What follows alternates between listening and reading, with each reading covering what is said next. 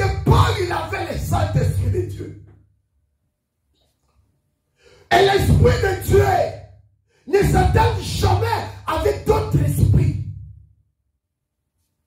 L'Esprit de Dieu, c'est le Saint-Esprit qui devait bien aimer régner ici sur la terre. Qui devait régner dans chaque vie sur la terre.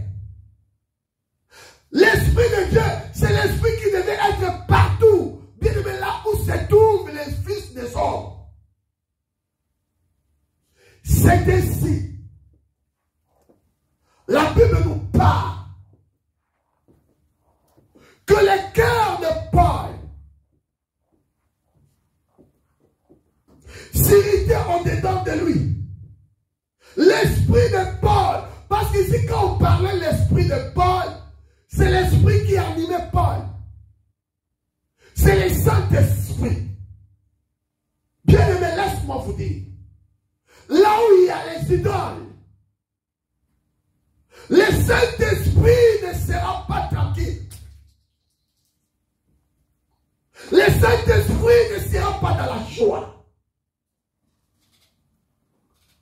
C'est ainsi, comme le Saint-Esprit était à Paul, et Paul a fait son entrée dans cette ville qui était pleine d'idoles. L'Esprit de Dieu s'irritait au-dedans de Paul. De la même manière, nous aujourd'hui, si nous avons le Saint-Esprit à nous, nous ne pouvons pas être tranquilles là où il y a des idoles. Mais écoute-moi, dans notre texte que nous venons de lire, on nous parle d'une ville. C'était la ville d'Athènes. Une ville qui avait plein d'idoles. Cette ville aujourd'hui, cela représente nos maisons. Cette ville aujourd'hui, cela représente nos vies. Cette ville aujourd'hui, cela représente nos églises. Bien-aimés, écoutez-moi ce matin. Je vais dire à quelqu'un. Aujourd'hui, dans nos églises, bien-aimés, nous vivons dans des églises aujourd'hui que nous trouvons plein d'idoles. Nos églises aujourd'hui sont remplies d'idoles. Mais je veux que tu apprennes une chose. Quand nous parlons de l'idolâtrie, c'est quoi? Je l'ai dit toujours, selon l'épître de 1 Jean chapitre 5, le verset 20 à 21, la Bible dit, nous savons que le Fils de Dieu est venu et il nous a donné la connaissance il nous a donné l'intelligence, pour connaître le véritable. Et nous sommes dans le véritable. Nous sommes dans le véritable. À son Fils Jésus, qui est le Dieu véritable et la vie éternelle. Amen. Et le verset 21, la Bible dit, mes petits enfants, gardez-vous aux idoles. On nous a mis en garde à la fin. Dieu nous a mis en garde en disant, mes petits enfants, gardez-vous aux idoles. Bien-aimé, l'apôtre Jean, quand il a commencé dans le verset, dans son épître de 1 Jean chapitre 5, le verset 20, il a dit que le Fils de Dieu qui est Jésus, il est venu pour nous donner l'intelligence de connaître le véritable. Donc le but aussi de Jésus-Christ sur la terre, c'était quoi? Il est venu pour nous donner cette intelligence qui nous manquait. Parce qu'il dit que cette intelligence, personne ne connaîtra Dieu. C'est ainsi Jésus est venu. Il nous a donné l'intelligence. Cela veut dire pour qu'un homme puisse avoir la connaissance du vrai Dieu, il a besoin que le Seigneur lui donne l'intelligence. Si Dieu ne te donne pas l'intelligence, son intelligence, tu ne connaîtras jamais Dieu. Voilà pourquoi beaucoup de gens ne te donnent pas. Quand on voit, nous vivons dans un monde où beaucoup de gens n'ont pas la connaissance du vrai Dieu. Il faut que tu comprennes directement que ces gens-là, Dieu ne leur a pas donné l'intelligence. Ils n'ont pas reçu cette grâce-là. Parce que l'intelligence, ça fait aussi partie des dons de la grâce. Il faut que cette intelligence de Dieu te soit accordée. Nous avons deux sortes d'intelligence. L'intelligence de l'homme et l'intelligence de Dieu. L'intelligence de Dieu nous permet d'avoir la connaissance du vrai Dieu. Bien-aimé, si tu n'as pas accédé à cette connaissance du vrai Dieu, tu tomberas dans l'idolâtrie. Bien-aimé, l'idolâtrie ne consiste pas seulement à se prosterner devant un statue comme les autres y pensent. Mais quand nous parlons d'idolâtrie, l'idolâtrie c'est quoi?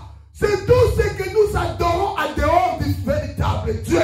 C'est ça l'idolâtrie. Tout ce que nous adorons en dehors, hors le véritable Dieu, c'est l'idolâtrie. Or, l'adoration, c'est quoi? L'adoration, c'est d'élever quelque chose au-dessus d'eux. Donc, quand tu donnes une chose, la première place dans ta vie, ça devient automatiquement l'idolâtrie. Est-ce que vous comprenez? Amen. Donc, cela veut dire, ta femme peut devenir, bien-aimé, un Dieu pour toi. Quand tu commences à donner ta femme la première place dans ta vie, automatiquement, il devient ton Dieu. C'est l'idolâtrie. Ton mari peut devenir aussi un Dieu pour toi. Tes enfants, ton argent, ton automobile, ta maison, bien-aimé, toutes choses que tu donnes la première place dans ta vie, il devient automatiquement ton Dieu. Et tu tombes directement dans ce qu'on appelle l'idolâtrie. C'est ainsi, toi qui es ici ce matin, la question que tu devais poser: qui prend la première place dans ma vie? À qui j'ai donné la première place dans ma vie? Oh bien-aimé, si tu as donné la première place à quelque chose, à une personne, je te dis ce matin, ôte-les et donne ça à Jésus-Christ de Nazareth. Parce que c'est lui qui est ton Dieu. C'est lui qui devait prendre la première place dans ta vie. Quand tu donnes à Jésus une autre place, en dehors du première place, ma soeur, mon frère, tu tombes dans l'idolâtrie. Aujourd'hui, nos églises à nous sont remplies d'idolâtrie. Remplies d'idolâtrie. Bien-aimé, écoute-moi. Aujourd'hui, malheureusement, il y a beaucoup des enfants de Dieu. Il y a beaucoup des hommes de Dieu qui sont tombés dans ce piège d'idolâtrie. Nos églises aujourd'hui sont remplies de païens. Voilà quand nous parlons une ville pleine d'idoles. Nous sommes dans un temps où nos églises à nous aujourd'hui, bien-aimés, sont remplies de païens. Ce sont des païens qui remplissent aujourd'hui les églises. La place des païens, c'est dans le monde, ce n'est pas dans l'église. L'église est pour les enfants de Dieu. L'église est pour les adorateurs. Ce n'est pas pour les païens. Quand un païen vient dans l'église, il vient pour une chose. C'est pour changer sa vie. Pour devenir un enfant de Dieu. Mais malheureusement, ce n'est pas le cas que nous voyons bien aimés dans nos églises. Les gens viennent. Il est venu étant païen. Et il demeure toujours païen. Tout en croyant bien même qu'il est devenu un enfant de Dieu parce qu'il prend beaucoup de temps dans l'église. Non, ma soeur, mon frère. Le fait de faire beaucoup des années dans l'église, cela ne te fait pas un enfant de Dieu. Écoute-moi ce matin, bien-aimé. Faire beaucoup de temps dans l'église, cela ne te fait pas un enfant de Dieu. Beaucoup de gens y croient qu'il le fait. Il a fait beaucoup de temps dans l'église. Il commence à compter les années qu'il a passées dans l'église. Oh, je fais déjà 20 ans dans l'église. Je fais 30 ans dans l'église. Oh non, ma soeur, mon frère. Faire beaucoup d'années dans l'église ne te fait pas enfant de Dieu.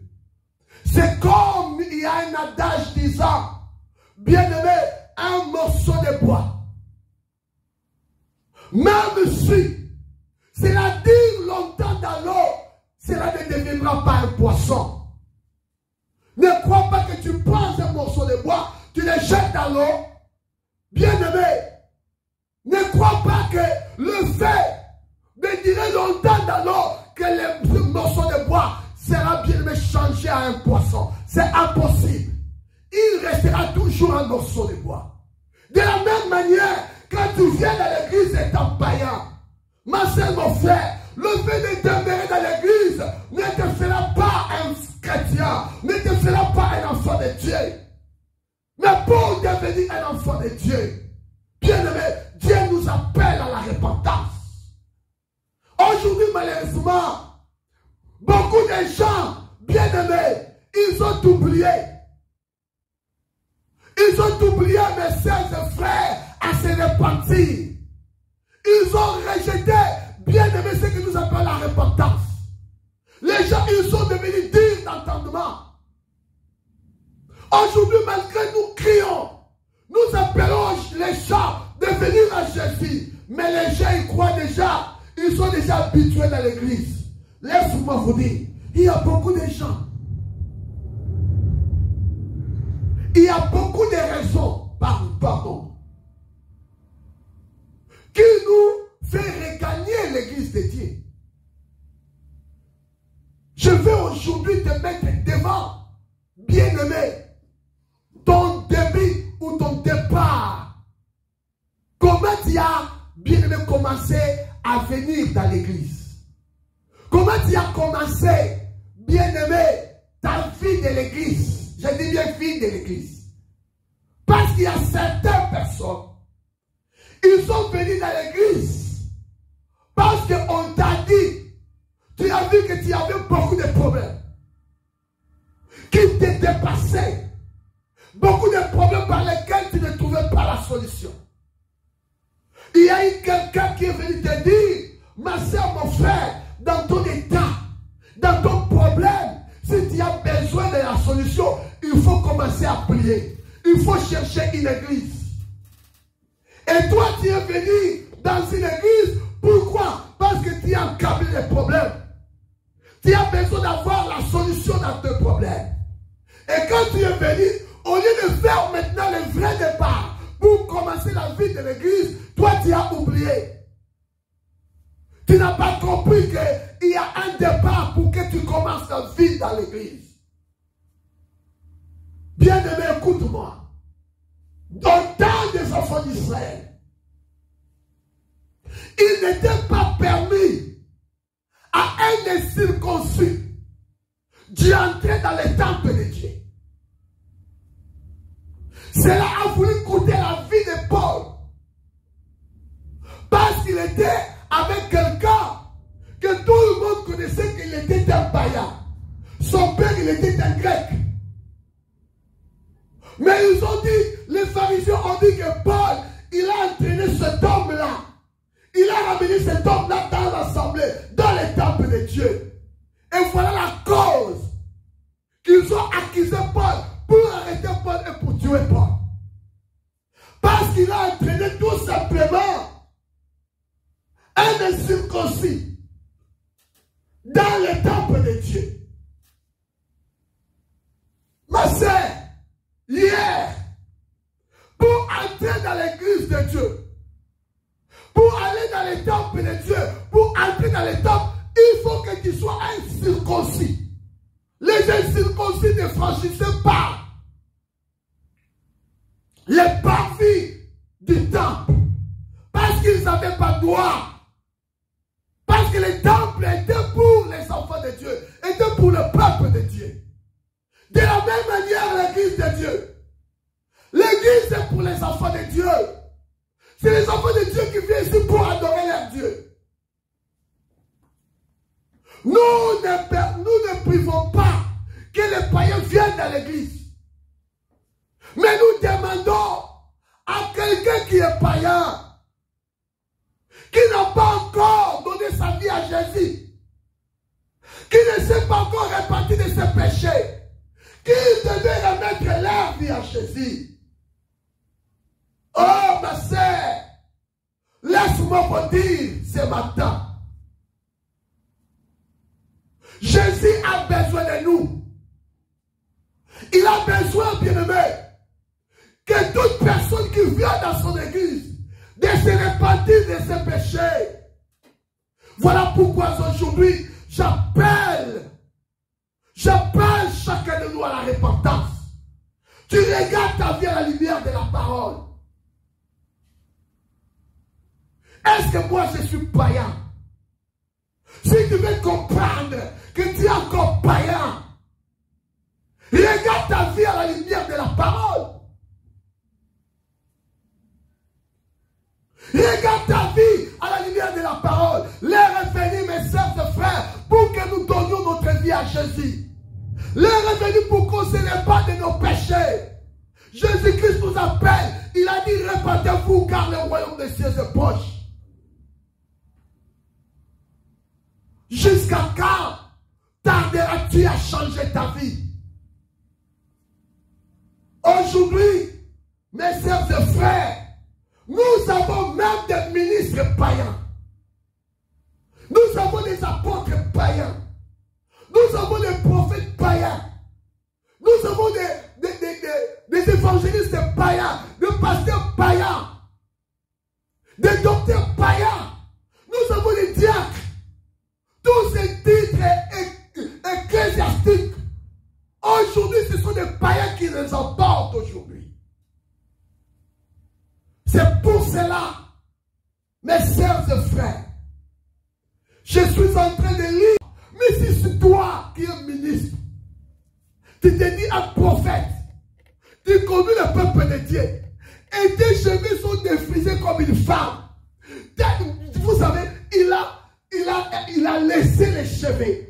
D'accord? Tandis que la Bible dit d'abord qu'il est malséance à un homme qui prie Dieu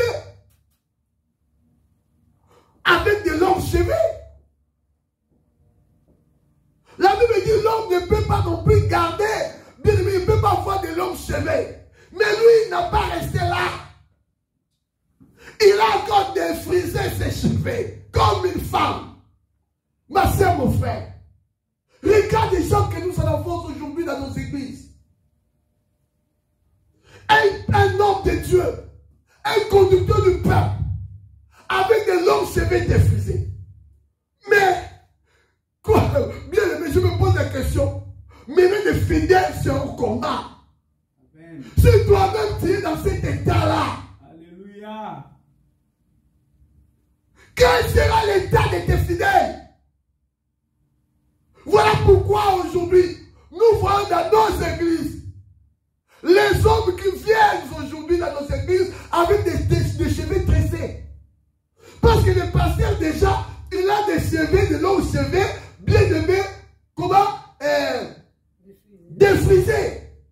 Si le pasteur, il défrise déjà ses cheveux, avec des longs cheveux. Mais si maintenant, il arrive qu'un fidèle, il a tressé ses cheveux, qu'est-ce que le pasteur va lui reprocher à cet homme-là? Tu vas lui rien reprocher.